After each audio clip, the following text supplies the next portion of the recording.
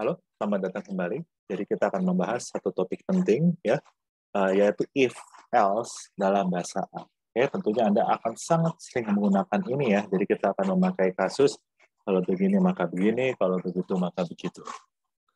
Oke. Nah, jadi kita langsung mulai saja ya. Kita cepat ya karena ada harus banyak praktek. Oke, jadi mungkin singkat dulu ya secara chart seperti ini ya. Jadi Anda ada satu ekspresi yang ingin Anda tes ya, dan keluarannya kan bisa true atau false, jelas ya. Nah, kalau misalkan true, maka Anda masuk ke body of if, ya. Dan lanjut, kalau false, ya dia keluar aja gitu ya. Nah, cuma yang lebih sering kita pakai adalah if else. Jadi kalau if, kita lakukan sesuatu, di sini kalau dia true, maksud saya. Kalau dia false, ya maka akan berarti else ya. Kita akan lakukan sesuatu lagi di situ. Nanti akan ada if, else if, dan juga else. Oke? Nah, ini sebagai pengingat saja ya, untuk if dan else seperti apa. Jadi kita langsung ambil contoh seperti biasa. Oke? Ini pakai script enaknya ya, jadi Anda bisa lakukan seperti itu. Oke? Jadi misalkan ada suatu variabel, isinya 2 ya, apapun nanti bisa kita ganti. Oke, nah kita buat seperti ini nih. Nah, jadi Anda lihat ya, seperti apa. If ekspresi yang dites dan statement yang akan dilakukan jika yang ada di sini itu terpenuhi. Misalkan jika seperti ini, jika A lebih besar daripada 0, maka kita print bahwa variabel A itu adalah suatu bilangan positif. Nah, kalau saya eksekusi, karena A itu 2, maka akan keluar A itu adalah angka positif. Tapi kalau A itu misalkan negatif, dia kan berarti tidak true dong yang di sini ya. Maka ya tidak melakukan apa-apa gitu ya. Dia benar-benar melewati saja seperti itu. Oke. Nah, sama juga kalau misalkan 0 seperti ini. Jadi Anda mungkin lebih enak seperti ini ya. Tambahkan seperti itu. Ada tambahkan else-nya. Nah, itu ada tambahkan lagi di sini. Else. Nah, itu kan berarti kalau ini tidak terpenuhi, berarti yang lainnya gitu kan ya. Nah, jadi misalkan gini. Print variabel A adalah angka negatif gitu ya.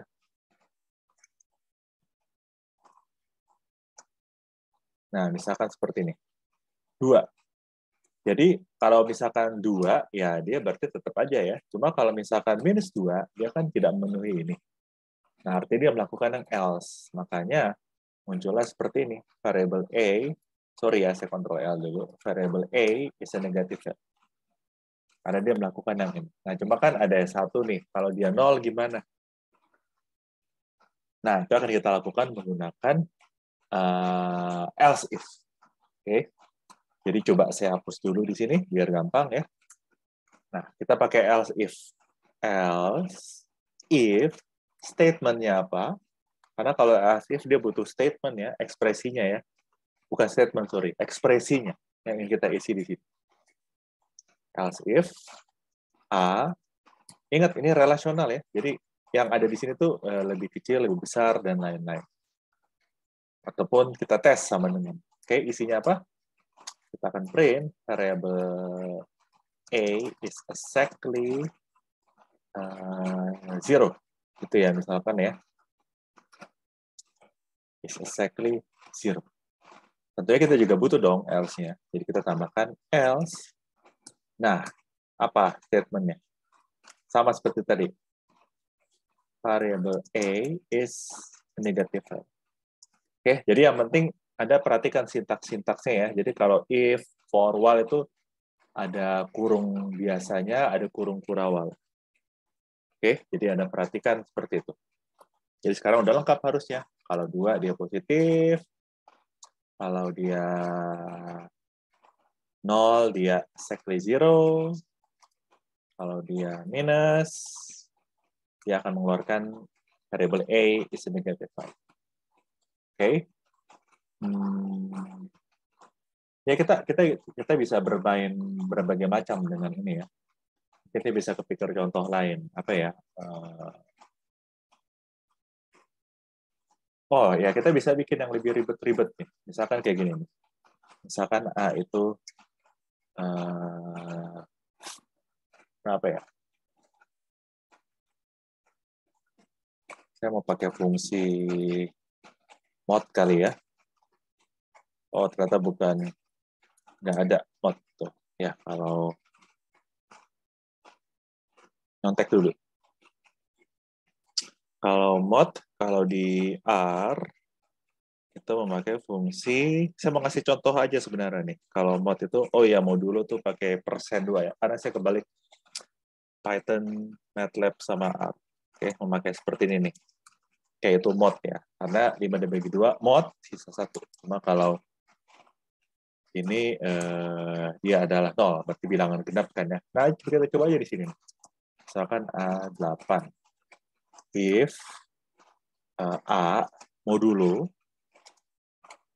2, ya, biar enak gini. A sama dengan 0, maka print, pakai bahasa Indonesia deh sekarang, A adalah bilangan genap. Else, print, A adalah bilangan ganjil. Oke, seperti itu kan ya. Jadi kita yang penting di sininya nih, ekspresi ini ada tes. Dan keluarnya adalah true atau false. Jadi kalau misalkan dia 7, maka yang keluar adalah bilangan ganjil. Oke, seperti itu. Saya lagi ngetes integer positif di sini gitu ya. Tapi yang penting Anda dapat logikanya bagaimana Anda bisa memakai if dan else. Oke, dan tentunya terakhir Anda juga bisa memakai nested ya, jadi bersarang. Jadi misalkan seperti ini sama seperti yang tadi, cuma saya buat sedikit lebih ribet. Cuma yang penting Anda paham apa maksudnya nested. Jadi saya mulai dari sini. Oke, misalkan ini saya ketes dulu jadinya, 0 atau enggak. Kalau 0 dia print seperti ini. Nah, kalau enggak kan bisa positif negatif kan ya. Jadi saya kasih seperti ini dulu nih. Nah, baru dalamnya saya ada if lagi. Jadi pertama dia cek 0 atau enggak. Kalau misalkan dia 0, print variabel A itu tepat 0. Kalau tidak, saya masuk if lagi yang mengecek ini positif atau negatif. Jadi saya cek if A lebih besar daripada 0, maka di print variabel A itu adalah bilangan positif. Nah, ini kan sisanya apa? Kalau nggak 0, kalau nggak positif, ya negatif kan. Berarti saya tinggal pakai else aja itu di sini. Saya nggak perlu pakai else if lagi. Nah, jadi kalau saya lakukan seperti ini, maka variabel A adalah bilangan negatif. Oke, jelas logikanya. Nah, kita coba sekarang.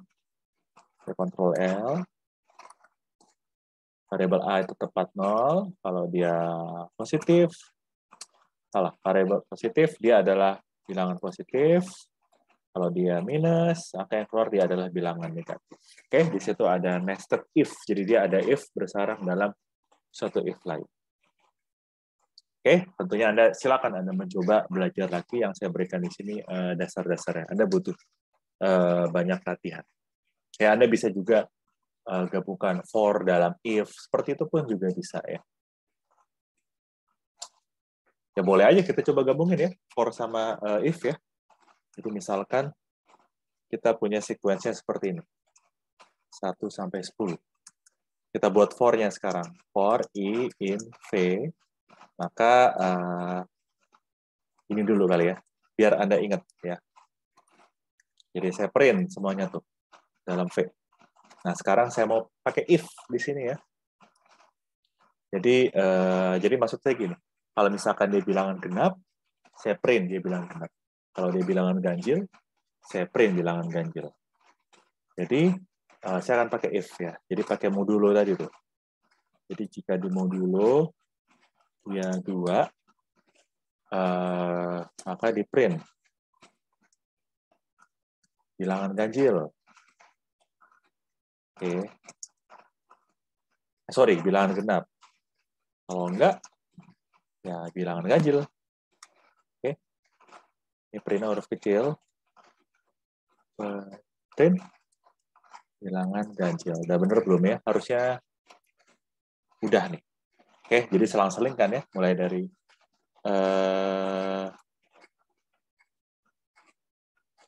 bentar, saya cek dulu. Alah, konyol sih. Ya, di sini harusnya ini nih. 0. Kita jadi cek dulu ya. Oke. Jadi biar jelas ya. Harusnya kan satu bilangan ganjil dulu kan, makanya seperti ini.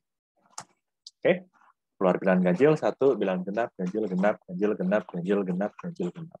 Oke, seperti itu maksudnya ya. Anda bisa gabungkan for, while, if dan if juga seperti itu. Oke. Nah, ini bahasan ke matriks lah, ke bahasan lain. Oke. Jadi sementara segitu dulu.